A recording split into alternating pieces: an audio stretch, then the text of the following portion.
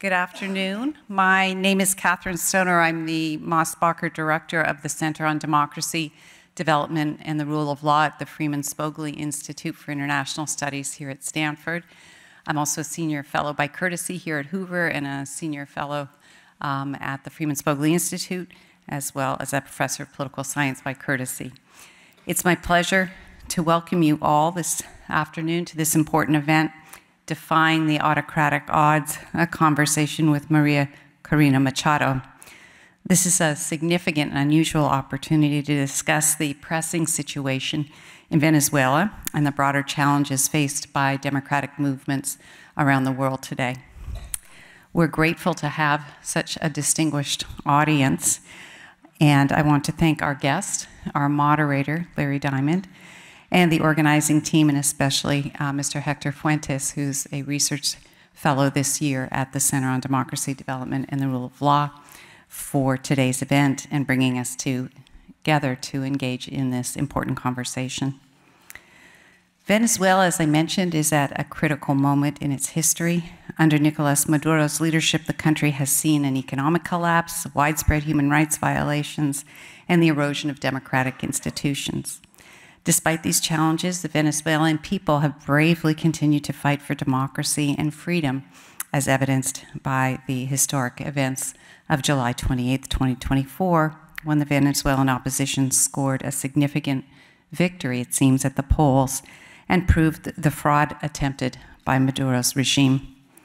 The struggle for democracy in Venezuela is not just a national issue, of course, it's a global one. The fate of Venezuela speaks to the broader challenges that democracies are facing worldwide, including our own. Where authoritarianism is on the rise and civil liberties are increasingly under threat, it is vitally important that we hear from brave people like María Corina, as we will today. We are honored, of course, to be joined by María Corina Machado, the leader of Venezuela's pro-democracy movement. María Corina is a tireless advocate for freedom and human rights and the architect of the historic victory of Edmundo González in the 2024 presidential election. She will be joining us today by Zoom from an undisclosed location in Venezuela, from where she is still leading the movement. In October 2023, María Corina won the Venezuelan opposition primaries with an overwhelming 92.35% of the vote, though she was illegally disqualified by the regime for running in the presidential election. Her leadership has been a beacon of hope, however, for millions of Venezuelans as she continues to inspire them in the fight against authoritarianism. María Corina is the founder of Vente Venezuela and co-founder of the Civil Society Association Sumate. She holds a degree in industrial engineering from the University Católica Andrés Biela, UCAB. Excuse my bad Spanish. I'm a Russia speaker and English. And she has a specialization from IESA. She has been recognized with many prestigious awards, including the 2024 Sakharov Prize by the European Parliament and the 2024 Václav Havel Human Rights Prize by the Parliamentary Assembly of the Council of Europe. Moderating today, after María Corina speaks, will be my colleague and friend Larry Diamond, who is the William L. Clayton Senior Fellow here at the Hoover Institution, as well as the Mosbacher Senior Fellow in Global Democracy at the Freeman Spogli Institute. He is also Bass University Fellow in Undergraduate Education here at Stanford. His research focuses on global trends in democracy, affecting freedom, and U.S. and international policies to advance democracy and counter authoritarian influence. He was the founding editor of the Journal of Democracy, and he remains a consultant to the National Endowment for Democracy. I will hand over the microphone and the screen shortly to María Cristina without much more to say other than to thank you all again for coming, and especially to thank her and our staff for organizing this unique opportunity. She will speak for about 20 minutes or so, 25 minutes, and then Larry will come up and take the stage and begin to moderate a discussion between himself and her, and then you. Thank you very much. Good afternoon. I'm very grateful and honored for this opportunity. I want to especially convey my gratitude to the Center on Democracy, Development, and the Rule of Law at the Freeman Spogli Institute for International Relations, and especially to you, Catherine. I want to thank the Hoover Institution, of course, Professor Larry Diamond, and my friends, Hector Fuentes and Juan Miguel Mateos, for this opportunity. I want to thank Amy, Nora, Sheng, and Marcelo that have been very effective in getting this all together, and of course, the whole Stanford community, scholars, professors, and of course, your students. We are facing a unique moment in Venezuela, and this is a moment in our history that I believe shows great lessons for all of us, and want to convey it to you because I believe we have a huge window of opportunity to finally be able to go into and to move into a democratic transition for Venezuela. This is a real unique opportunity, and in order to take advantage of it, we need to act, and we need to act now against all expectations, overcoming every kind of obstacle and challenges. We were able to have a huge victory on July 28th presidential elections. It was an unprecedented one and an unexpected one, not only by the regime, but I would say that also by many allies in the international community. The outcome, the final outcome of this process is certainly existential for the Venezuelan people. It is critical, strategic for the region, and I believe it is of great importance, strategic also for all Western democracies, especially the United States. And that's why we've received bipartisan support and also the support of many other sectors of American society. You know very well the history of Venezuela and what has happened in the last 25 years. And Catherine had mentioned some of the consequences of this regime in power. Nonetheless, I want to insist and highlight the fact that Venezuela has, descended into a full-fledged tyranny. The economic collapse has been a consequence of misguided economic policies and widespread corruption to levels that are, not seen anywhere else. Every single democratic institution has been devastated. Venezuela ranks today in the last place in matter of rule of law through the, as has been stated this year by the World Justice Project, we're in the place 142 out of 142 countries globally evaluated, and certainly the violations of human rights have been systematically reported as a consequence. Over 8 million Venezuelans, over a fourth of our population, has been forced to flee. So when you see a country going through all these dramatic conditions and how we were seen not only by the international community but by ourselves only 2 years ago, it is crucial to understand what has happened in less than 2 years. How a country that was seen without any possibility of a bright future in the short term, a country that looked divided, hopeless, demobilized, could have turned into this vibrant society, longing and fighting for democracy and freedom. What happened in these 2 years, these 2 transformational years? And I have to say that during all this journey, there's one thing I've heard repeatedly, and it has been that's impossible to achieve.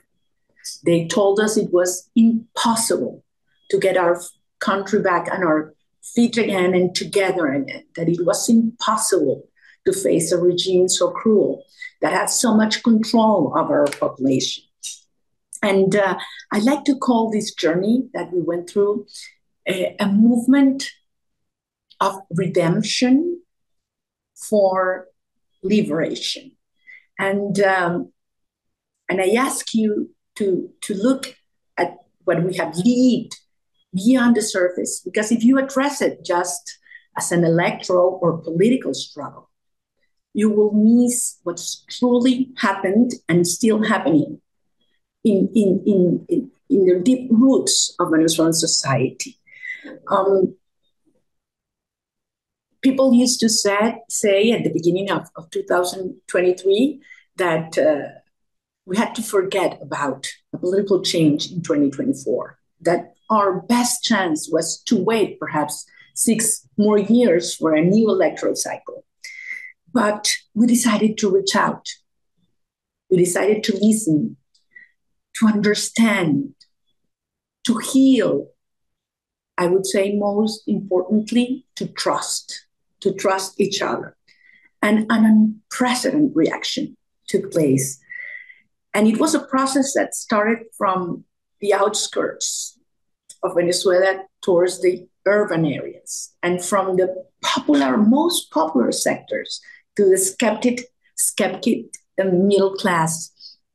And it turned out to be a process that started getting more and more citizens together, breaking down barriers that had been built over 25 years of Chavismo and division and confronting citizens on every single level or dimension: racial, religious, economic, ideological.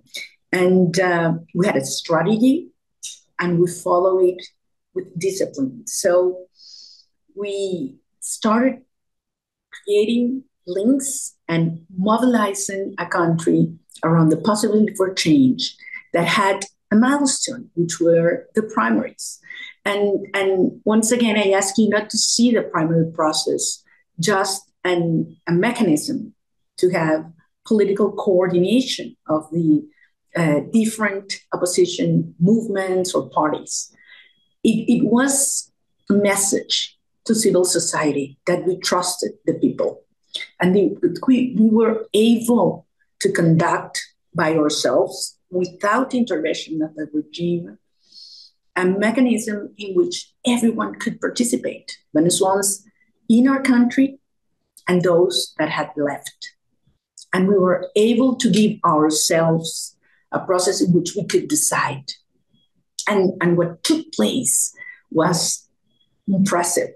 A lot of people said it was impossible to carry out this huge process without intervention of the regime electoral council or the armed forces for protection. It ended up being a process that civil society owned. And many thought few people would participate, perhaps a couple hundred people, 100,000 people. But at the end, we have a massive turnout with almost 3 million Venezuelans inside and abroad participating. So this gave us, trust in ourselves. And we move into the offensive towards the presidential election. And what we did is that we defeated the regime in the streets and in the hearts of Venezuelan people. We defeated them before at a spiritual dimension, then a political, and then an electoral process. And we surprised the regime. They underestimated the way we were able to overcome every obstacle they put in front of us. And we prepared. We have learned with more than 30 elections, some that were, obvious sham elections. But we understood that we have to turn the electoral engineering from the system into what we call electoral intelligence.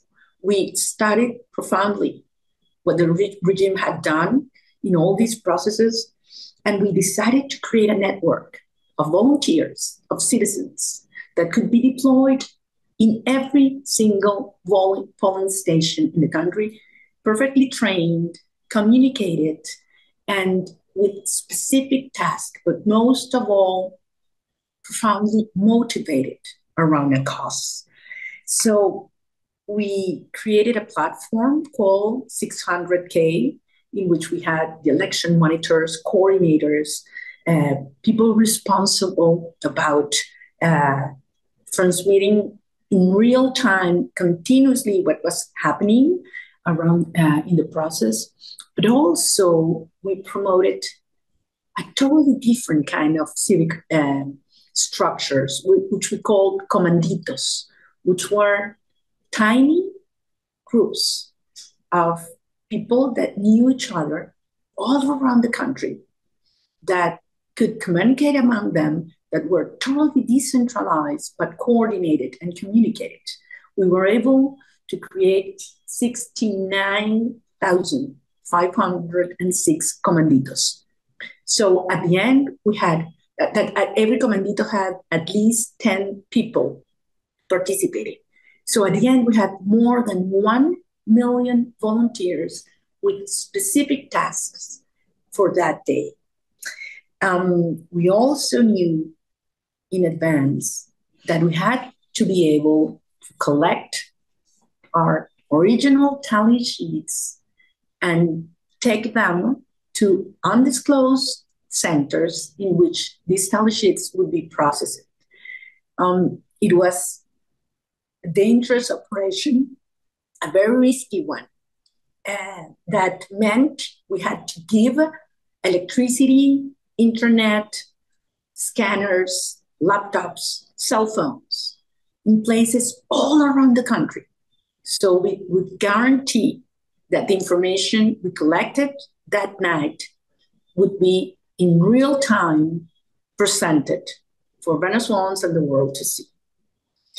So this process, everything that took place the month before July 28, when we look back, I think it will be the case, it will be studied, and many case studies will be done about it, because we broke every conventional rule about how elections take place. We did it without media at all.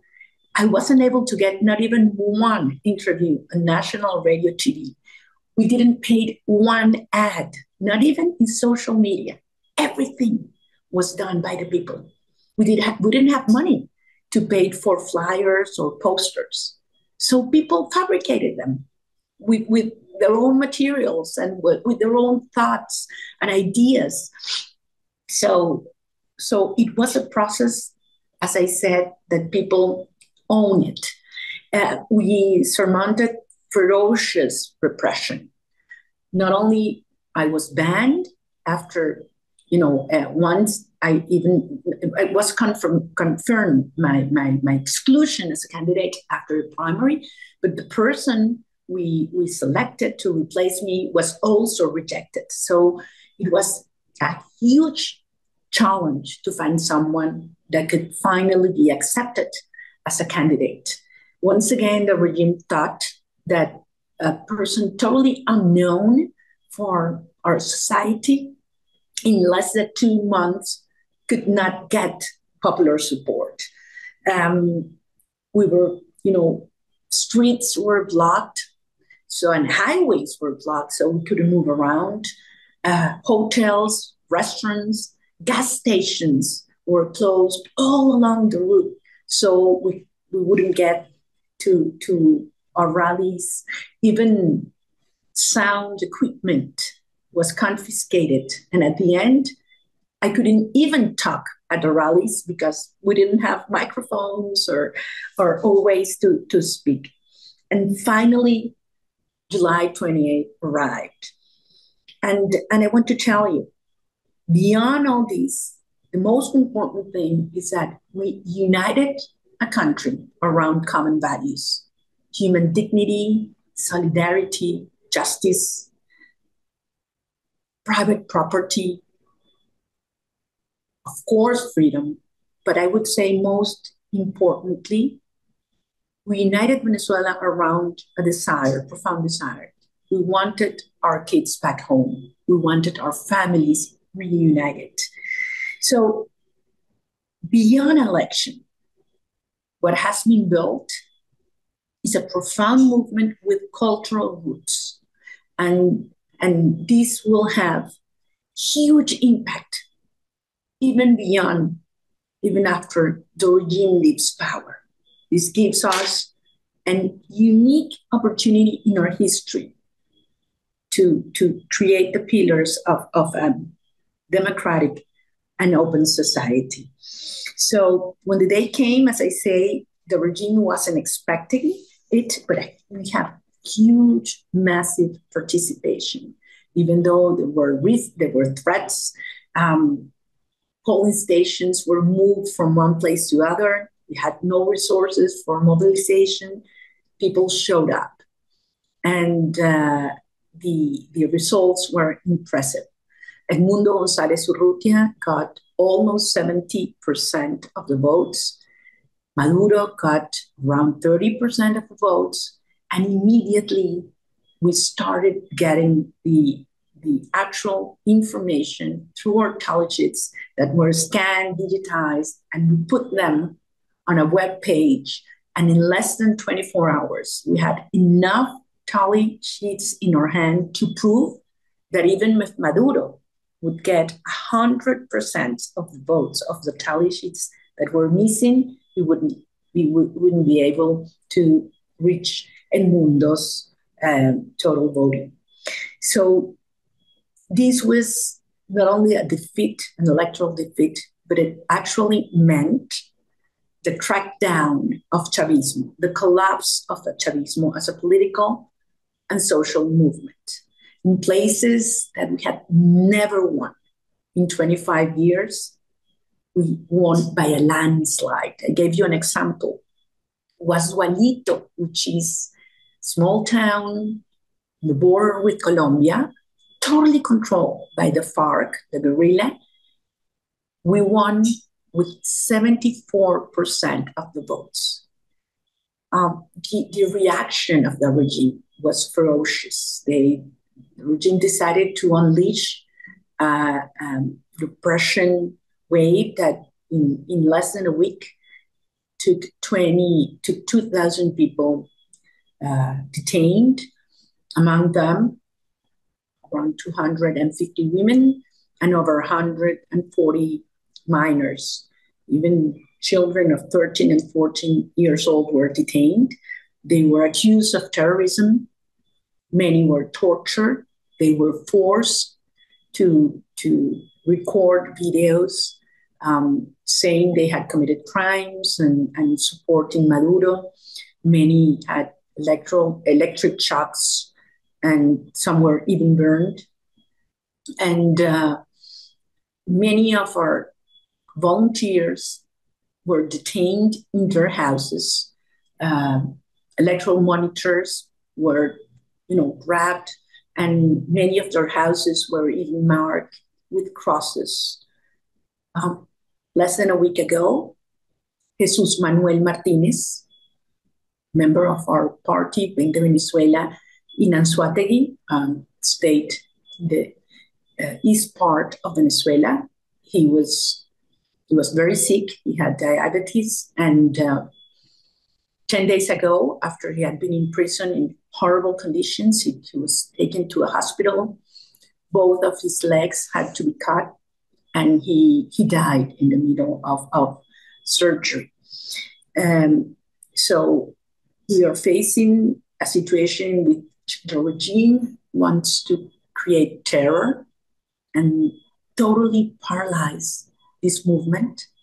But on the contrary, I can tell you that was building, what it is still building, is profound repression for this process. And I can tell you, if we could have elections today, with the same conditions that we had them 4 months ago, we would win with at least 90% of the votes. I mean, this has created total redirection to the regime, and Maduro has been more and more isolated.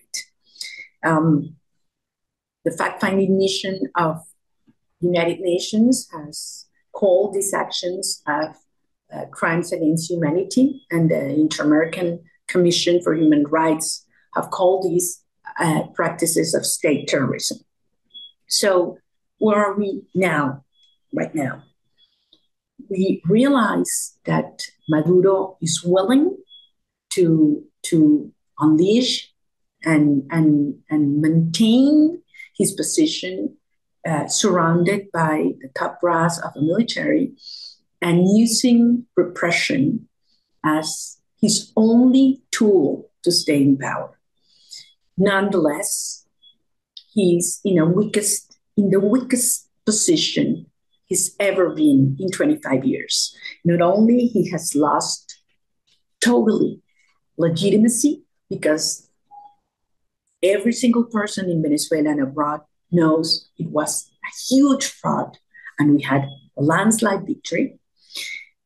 We have a legitimated leadership because of a primary process and the election. We have a united opposition more than ever before. The economy is collapsing, and it's absolutely impossible that Maduro could stabilize financially Venezuela, staying by force. We have a wide international coalition that is supporting us because understands that it goes well beyond ideologies or tensions among right and left governments or parties. It has to do with freedom, rule of law, and the possibility of have a viable society. And certainly what is happening now, and it's more and more obvious, is the tensions, fractures among the ruling system. And believe me, we wouldn't have been able to collect over 83% of the tally sheets if it wasn't for the cooperation we got from the armed forces the day of the election. So now we believe Venezuela represents the major opportunity for democracy in the Americas. If we manage, and this is very important to understand, the impact for the region and for the United States of a peaceful transition, orderly transition, would be huge. We will not only be able to stop migration from increasing. Today, 25% of the population says they would leave in the next year if Maduro stays, but we will also be seeing millions of Venezuelans coming back. We will be able to fight organized crime that is promoted from Venezuela, that has found a sanctuary in a safe haven in our territory, also for international agents from other tyrannies, from other countries such as Iran and Russia. I believe a transition for democracy in Venezuela would have immediate impact in a transition in Cuba and Nicaragua.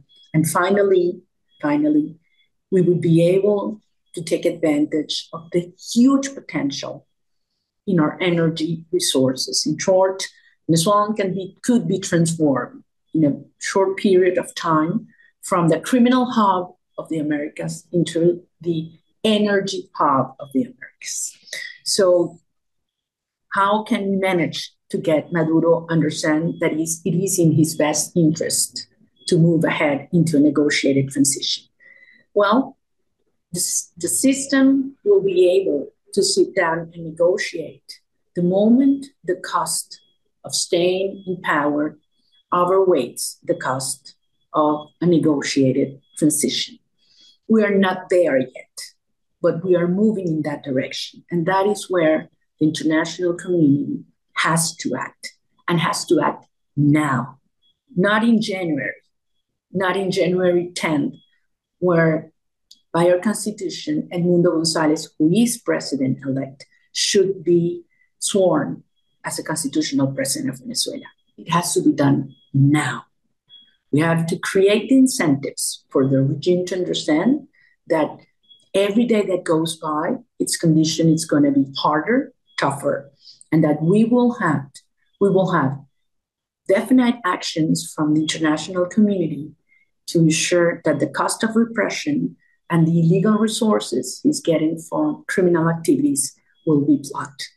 So I just want to convey to you now that this opportunity is unique, that the epic journey that the Venezuelan people have done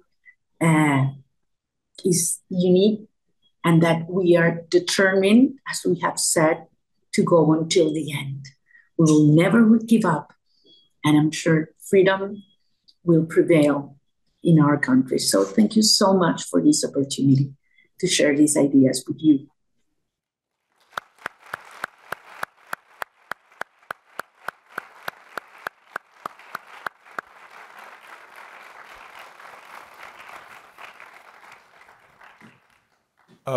Maria, greetings, and thank you for that deeply moving presentation. And most of all, thank you for your courageous leadership. It's you who should be thanked. And it's a very, often, you know, we see leaders who have staked everything in the struggle for democracy. We welcome them, and someday we will welcome you here to our campus. But it's very rare to be with a leader in the midst of an ongoing struggle where her life and the life of the opposition is on the line at this very moment. So we're just incredibly, deeply grateful. If we could pick up where you just left off, the challenge is to get President Maduro, who has lost the election, to acknowledge that he's lost and leave power. And in such situations, in a clear electoral victory for the opposition is implemented by both continuing mobilization from the people and the opposition, united as you have united the forces in Venezuela, and divisions within the regime. It's a little awkward because you are in the midst of a struggle. It's a strategic game. I don't want you to give away your strategy to the regime. But can you say a little bit more about how you think the divisions in the regime can be widened? And then we'll come to what the people of Venezuela can do.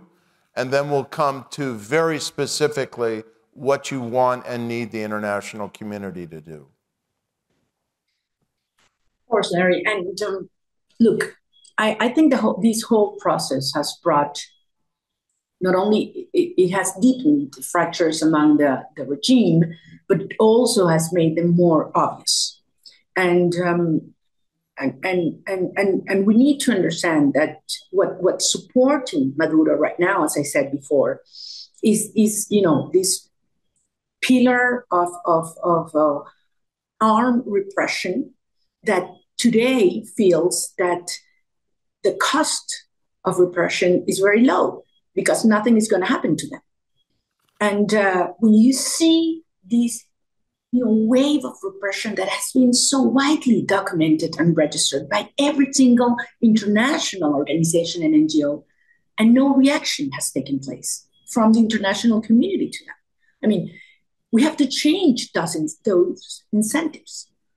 We have to make these people understand that they will be held accountable if they keep repressing our people.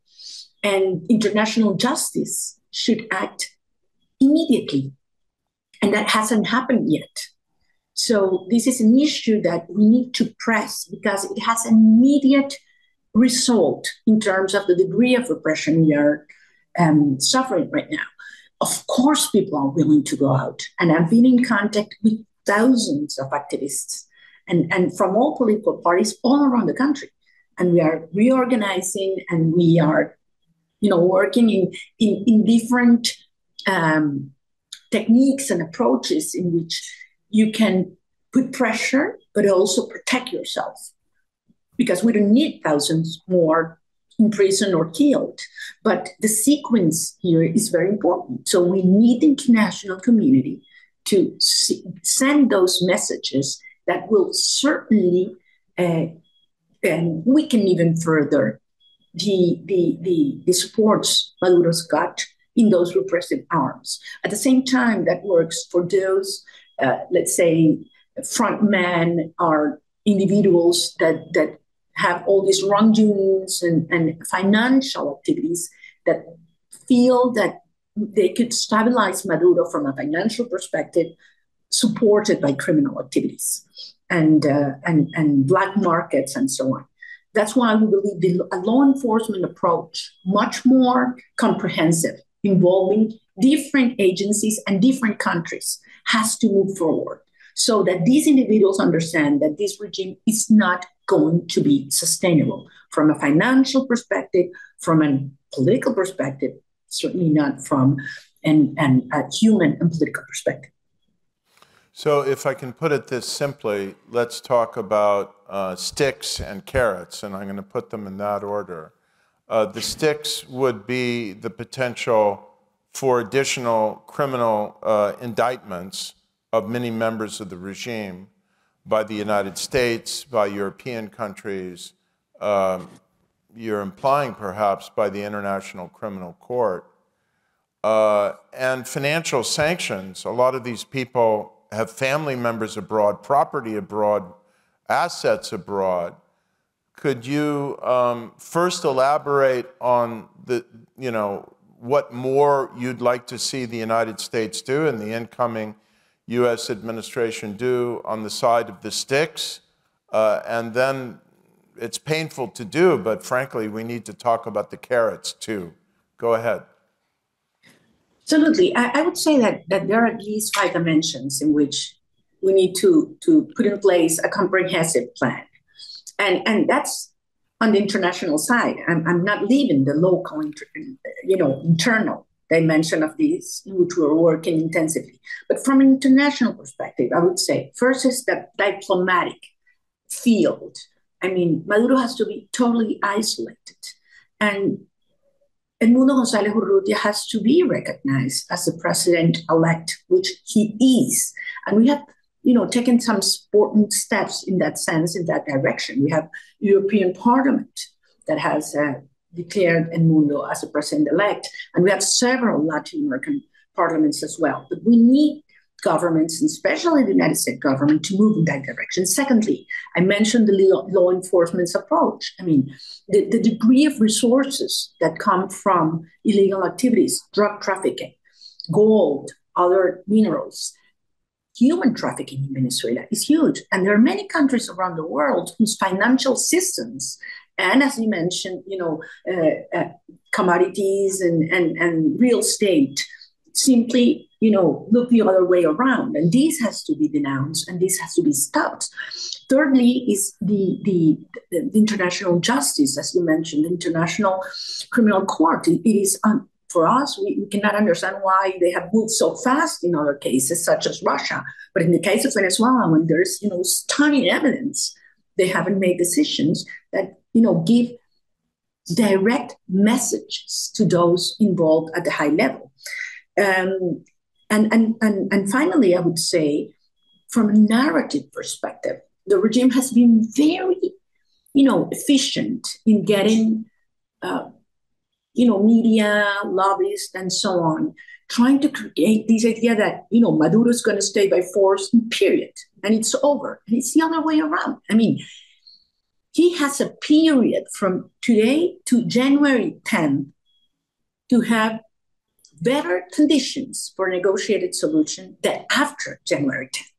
And that is the message that's got to be conveyed by every single democratic government in the world, to create the incentives for a negotiated transition to move ahead. And regarding carrots, we understand perfectly that it's hard to take for a society that has been, so unjustly treated. And that's part of our duty as leaders of this process, to understand that difficult decisions ought to be taken if we want to move ahead in an orderly and peaceful transition. And I think we are not only, of course, we're willing, but I think the Venezuelan society is prepared to accept that if they trust the leadership who is representing them at the negotiating table. And of course, just as a reminder, January 10th is the date of the scheduled formal inauguration of the next president of Venezuela. So the carrots, let's explore that just a little bit more. Every senior military officer, every pillar of this regime is asking themselves, what do I gain by defecting? What do I lose? What do I risk? What should we be saying to them about the insularity that they'll have, the protection they'll have if they abandon Maduro? How much is the opposition willing to, with bitterness but pragmatism, grant amnesty? Well, first of all, a wide majority of our military and police has not committed crimes of that severity. And they have very clear, what's the upside of this process. Look, we won in most polling centers in which the military vote by a landslide.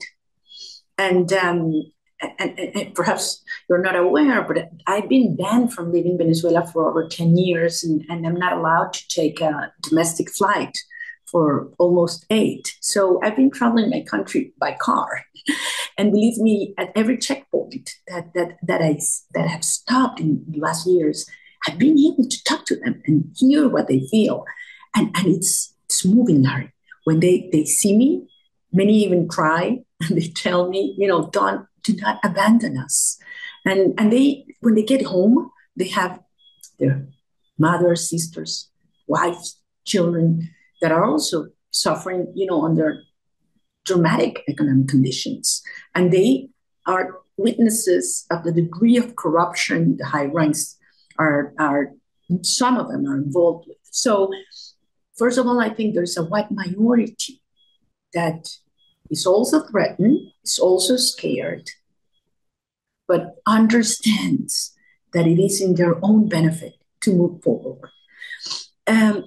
Regarding the highest ranks, you have to go on a one-on-one basis.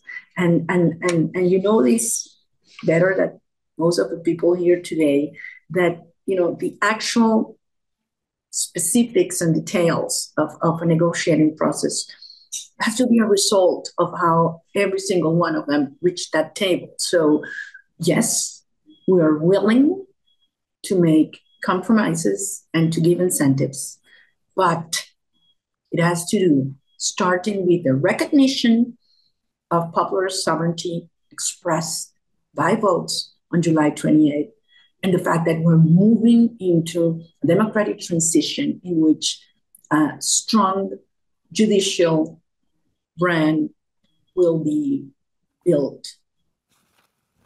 Great. Well, let's go to our audience now and see if there are a few questions. So why don't you go ahead? There's a roving mic. No, there's not a roving mic. There's standing mics. So go ahead and ask your question, and then we'll come there. Go ahead. Be very brief, please. Okay. María Corina, my name is Marcelo. I'm a senior at Stanford from Peru. Today, I'm here on behalf of another Venezuelan student who said the following. She said, "A few months before my family emigrated from Venezuela, I remember completing a reflection paper for my Spanish class. I asked, who would rebuild a free Venezuela if we all left? For the last 6 years, I've tried to honor my country, she says, with every step I take at Stanford. María Corina Machado is my beacon of hope. So I ask you, what is your message to this Venezuelan student who, for safety reasons, cannot be here, and to the community of Venezuelan migrants who are outside of Venezuela? Wow, Marcelo. You have no idea what it means to us to realize how many of our children have been forced to leave, but how they long to come back. And you know something that it's been interesting to me, Larry, and to see how the regime used migration as a way to create tensions and political disruption in other countries, but also to weaken Venezuelan families.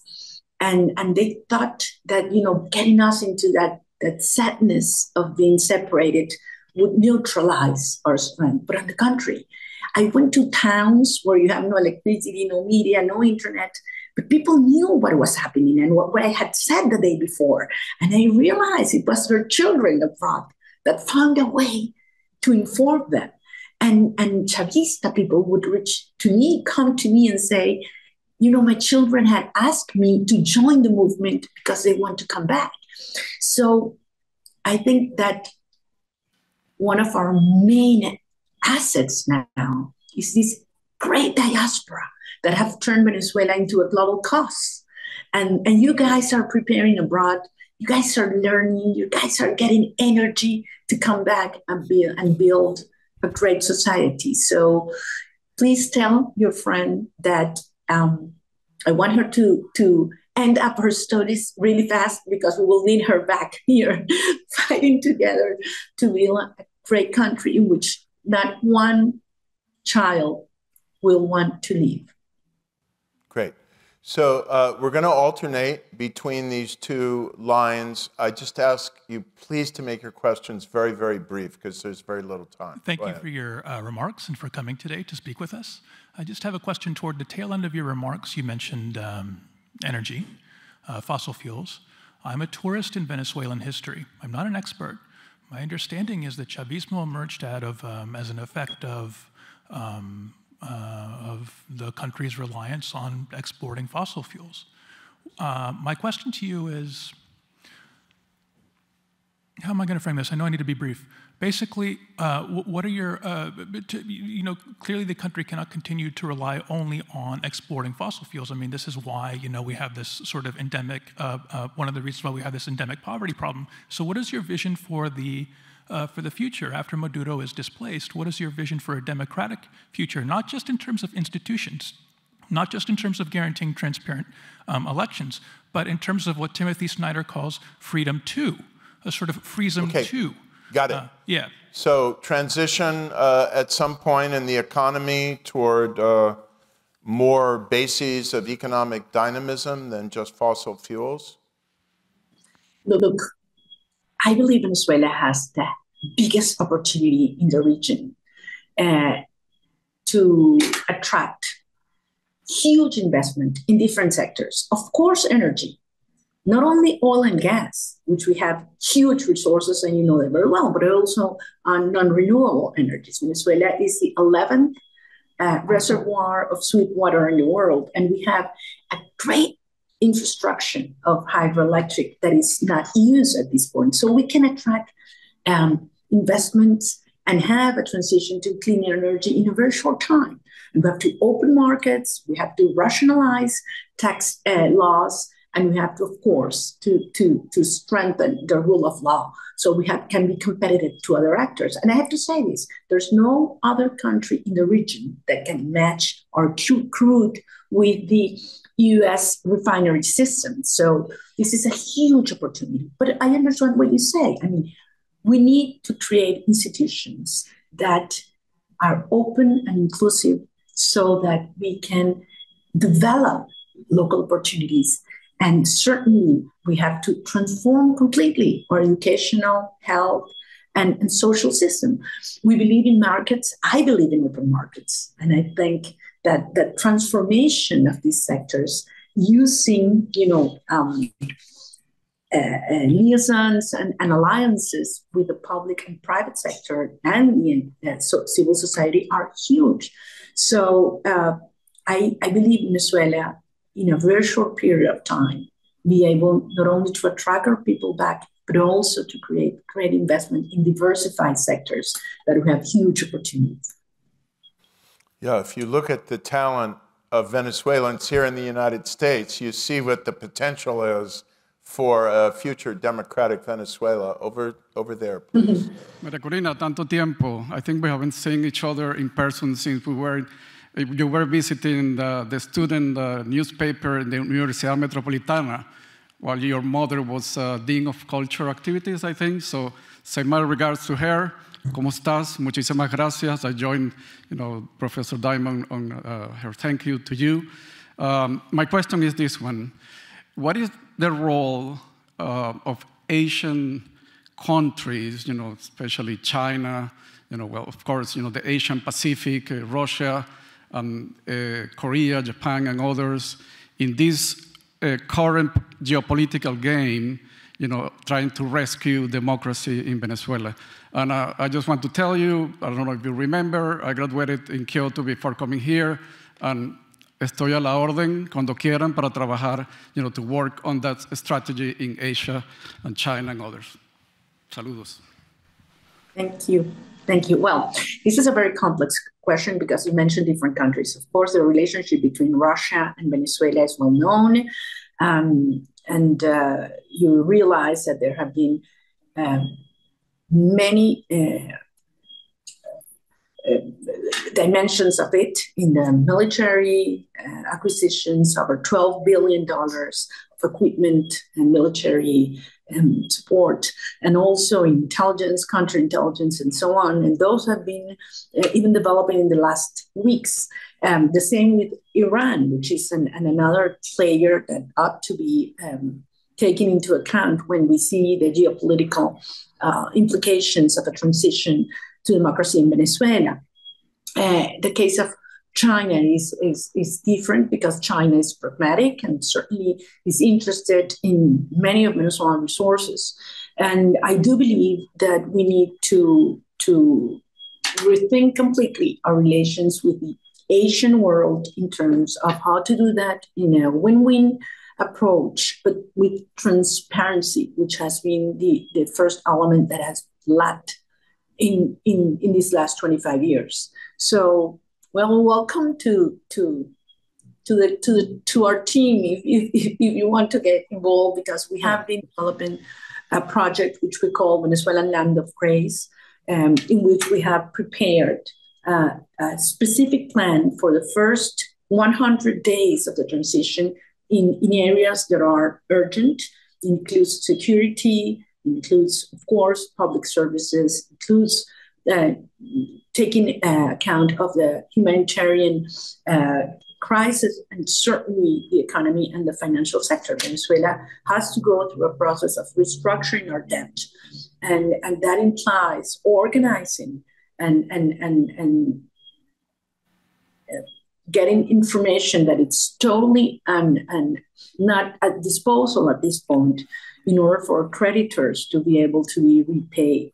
So this is a win-win process for all actors involved, Larry. And I think this is something that it's important to highlight at this point. I mean, a pacific transition in Venezuela is something that is critical for neighbor countries, for Western democracies, and even for non-conventional actors such as creditors, oil companies, and others, well, and certainly for the Venezuelan people.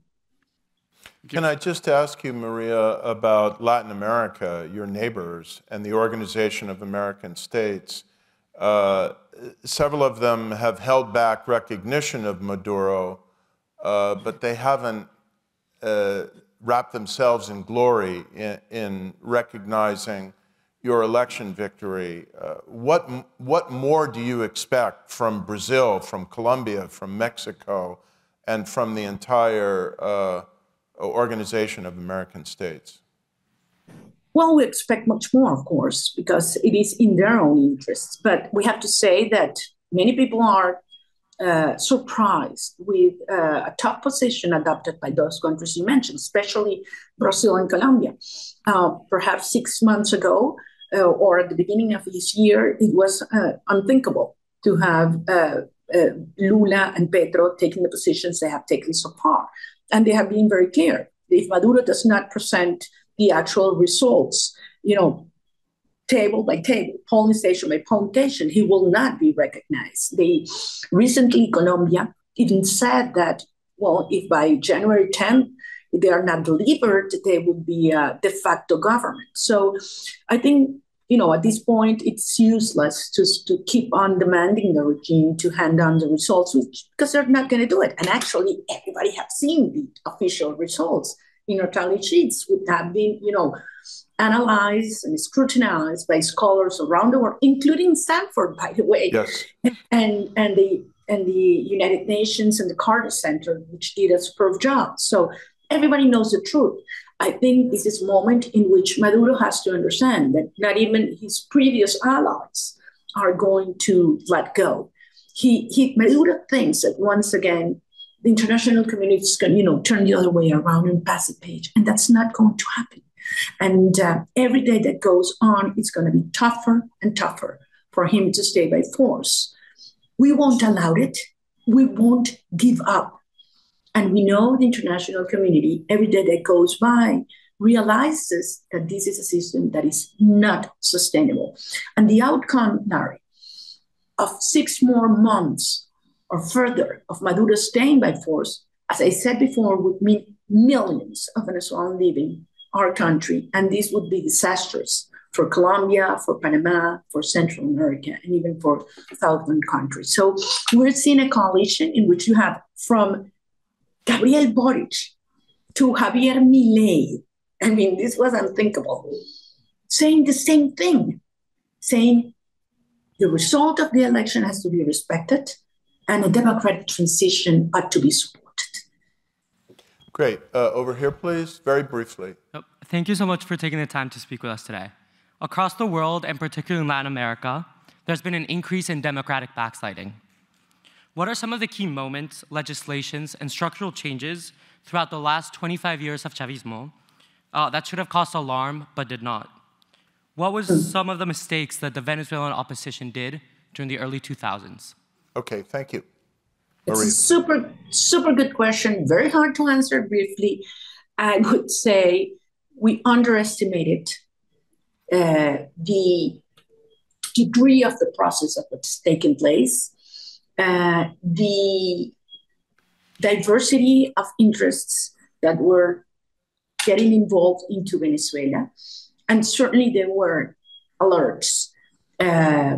One was the ferocious censorship of the press. Another, the way the regime took hold of the judiciary system. And in less than 10 years, over 70% of judges were changed and their positions were not officialized. So Chavez took control of the judiciary system. And the way systematically it went against, private initiatives and political parties. So, I mean, this was announced. It took time. We underestimated it. And I think these, early alerts, especially those regarding the judiciary system, should be taken very seriously in every country. Yes. Hola, María Corina, mucho gusto. It's great to have you here. Thank you very much for this very insightful and meaningful session. You, Edmundo, and you are the ones who gave Venezuelans hope after many, many years. So it's just that thank you very much, and I hope that one day we can all go back with our families and to our home. So my questions are linked. First of all, I think that we can all agree that what Venezuela lacks is the support of the international community, right? We put our faith in the OEA, and they ended up betraying us and disappointing us. So it's just that, like, also, you know that, okay, January 10th is a very important day, right?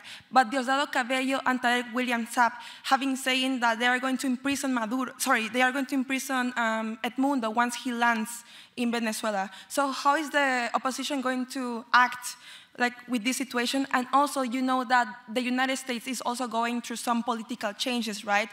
Trump's government, and well, he's also taking the power in January, you know, like as Edmundo. So it's just like, how do you think that this might influence like the support of the international community with Venezuela's situation?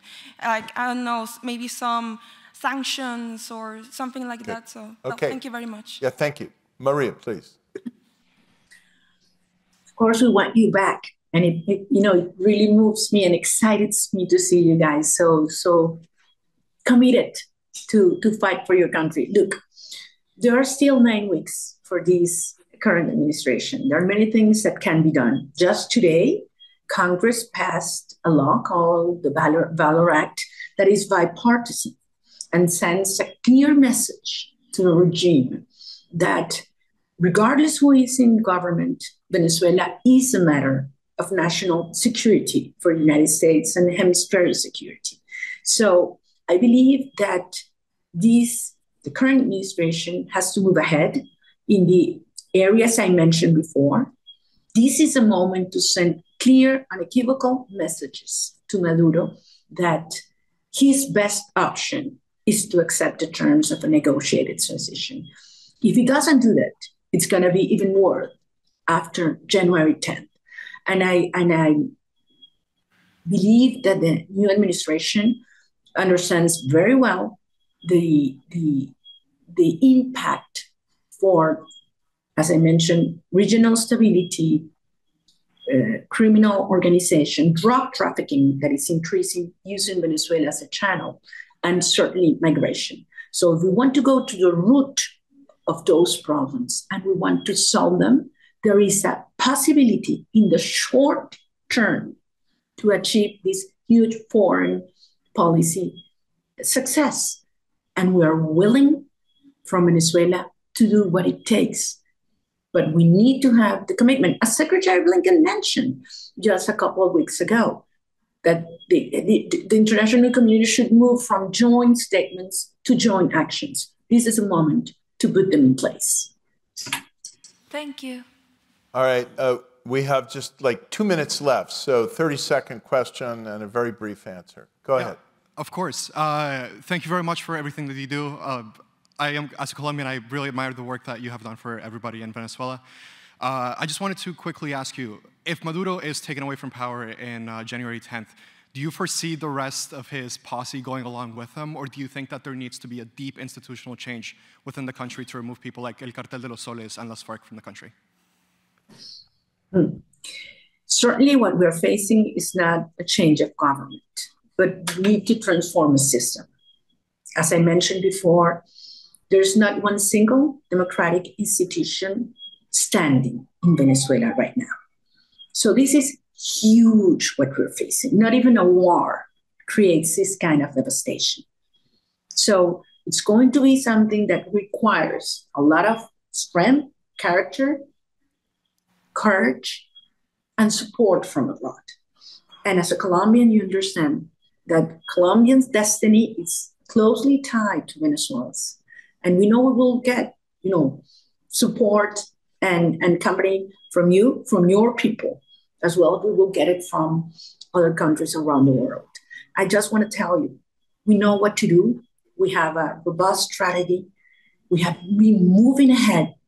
I've been hearing all this time, it's impossible to do it, it's impossible to do it, and we have achieved it. We have made possible what others thought it was impossible. So now we're facing the highest challenge, the biggest challenge. But you know what? I trust our people. I have deep trust in the Venezuelan people. And we are willing to do what it takes to save our children, our country, and our freedom. And be sure that you will see that happening soon. It's dangerous. It is. We're facing the biggest risks of our lives, but we're willing to do it, you know what? For you guys, for you, for our children, because we want you to be proud of the country. You will be part of developing and building very soon. Well, we need to close, so I will simply summarize my sentiments at the moment with this following observation. I think that there are many extraordinary and unbelievably courageous democratic leaders in the world at this time of great testing for freedom and democracy. But I close here thinking of two who have stood by their people and remained in their country to lead and represent their aspirations for freedom at the moments of maximum existential danger for their country. One is President Zelensky in Ukraine, and the other is the woman who would have been elected president of Venezuela if the Maduro dictatorship had allowed her to run, and who I am very confident one day will come here to Stanford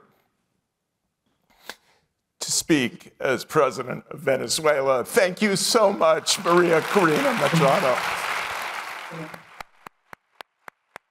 Thank you.